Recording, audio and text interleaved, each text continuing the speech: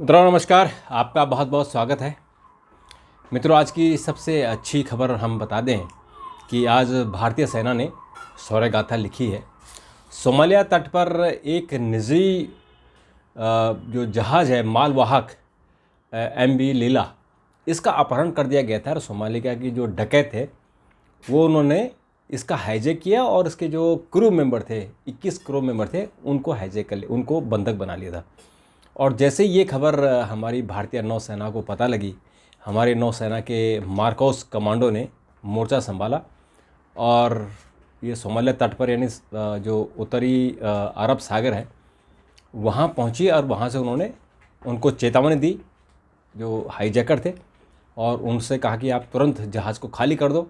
तो जैसे ही मार्कोस जहाज़ तक पहुँचे वो लोग भाग गए और जहाज़ को मुक्त करा लिया गया है। जो 21 क्रू मेंबर हैं उनको छुड़ा लिया गया है और उनमें भारतीय 15 हैं, उन सभी 15 और जो बाकी 6 लोग हैं, तो 21 लोग सुरक्षित हैं और उनको अब वो अपने जहाज़ में वहाँ से अब वो मार्कोस की निगरानी में आगे बढ़ेंगे। तो ये भारतीय नौसेना की बहुत बड़ी उपलब्धि, भारत की जीत, भारत की जो समुद्र है उसकी रक्षा करने में हमारे नौसेना बहुत सक्षम है। तो हमारी नौसेना को बहुत बहुत बधाई। मित्रों, इसके अलावा कुछ पॉलिटिकल खबरों पर बात करते हैं। एक तो आज बंगाल में जो अभिषेक बनर्जी हैं, ममता बनर्जी के जो भतीजे हैं, आज उनके जो खासम खास हैं शहंशाह, उनके यहाँ आज ईडी छापे मारने गई तो वहाँ लोगों ने ईडी पर हमला कर दिया। ईडी के 3 जो लोग थे उन पर हमला किया और उनके सिर फोड़ दिए और वो अपनी जान बचा के भागे, क्योंकि उनकी गाड़ियाँ भी तोड़ दी गई। और उसके बाद इस पर बयानबाजी हुई। फिर पुलिस वाले किसी तरह से, जो पुलिस के लोग थे उन्होंने किसी तरह से संभाला और गाड़ी तो खैर टूट गई है। और जो लोग हैं, तो जो ईडी के लोग हैं, 3 लोग हैं, उनको सुरक्षित निकाल लिया गया है, उनको हॉस्पिटलाइज किया गया है और उनको हॉस्पिटल मिलने के लिए बाकी लोग जो नेता लोग हैं वो मिलने गए हैं। लेकिन ये बहुत सीरियस इशू है कि जो सेंट्रल एजेंसी के लोग हैं उनको इस तरह से पॉलिटिकल जो लोग हैं वो हमला करें। ये मुझे लगता है कि ये संभव नहीं होना चाहिए और ये नहीं किया जाना चाहिए, क्योंकि हमारा देश कानून संबद्ध देश है। अगर आपको कोई दिक्कत है तो आप कोर्ट का दरवाज़ा खटकाइए, अदालत इस पर फैसला लेगी। लेकिन हाथापाई और इस तरह से अफसरों को भगाना, अफसरों के साथ मिसबिहेव करना, ये मुझे लगता है कहीं से भी उचित नहीं है। तो जो पश्चिम बंगाल के भाजपा के अध्यक्ष हैं सुकांत मजूमदार, उन्होंने गृह मंत्री को चिट्ठी लिखी है और कहा कि इसमें ममता बनर्जी का जो सरकार है उसको गिरा देनी चाहिए और वहाँ राष्ट्रपति शासन लागू करना चाहिए। और वो सरकार यानी ममता बनर्जी की जो सरकार है वो देश के लिए खतरा है, राष्ट्रीय खतरा है। क्योंकि ये भी खबरें आ रही है को बांग्लादेशियों को किस तरह से उन्होंने वहाँ बसाया है, बांग्लादेशियों को किस तरह से वो सपोर्ट करती हैं। तो ये बात तो बहुत पहले से आ रही है। और जो उनके समर्थक हैं, जो ये मारपीट कर रहे हैं, जो पत्थरबाजी करते हैं, वो मोस्टली बांग्लादेशी हैं।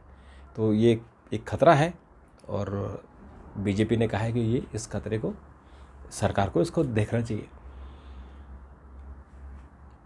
और मित्रों, इसके अलावा जो हमारे युवा लोग हैं उनके लिए एक खबर है कि जो वो लोग पुरानी पेंशन स्कीम को लेकर आंदोलन कर रहे हैं, महाराष्ट्र सरकार ने उनकी मांग मान ली है।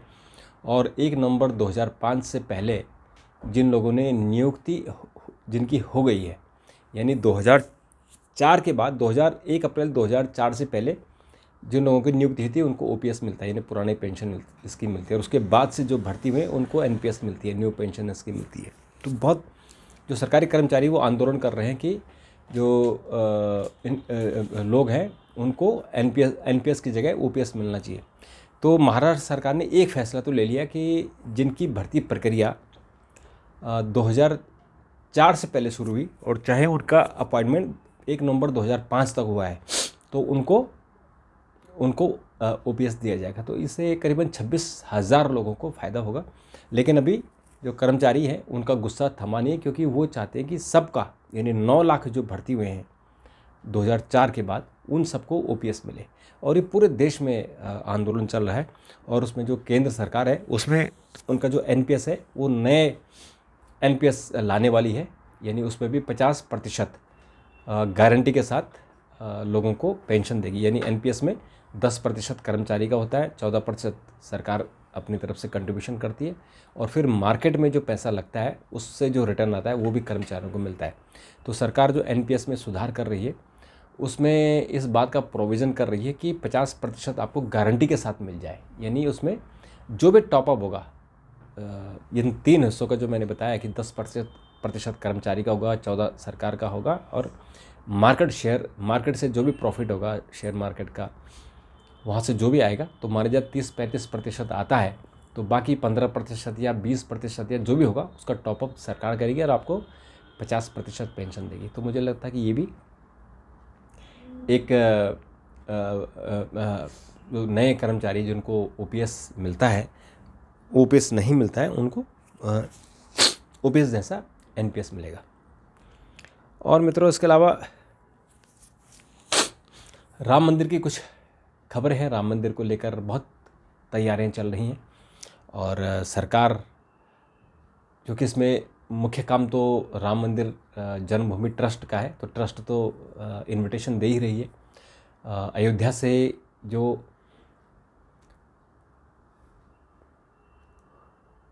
जिनके पास ऑथराइज लेटर नहीं है, जिनके पास ऑथराइज इनविटेशन नहीं है, उनको अयोध्या में रहने की अनुमति नहीं होगी, केवल इनविटेशन वालों को रहने की अनुमति होगी।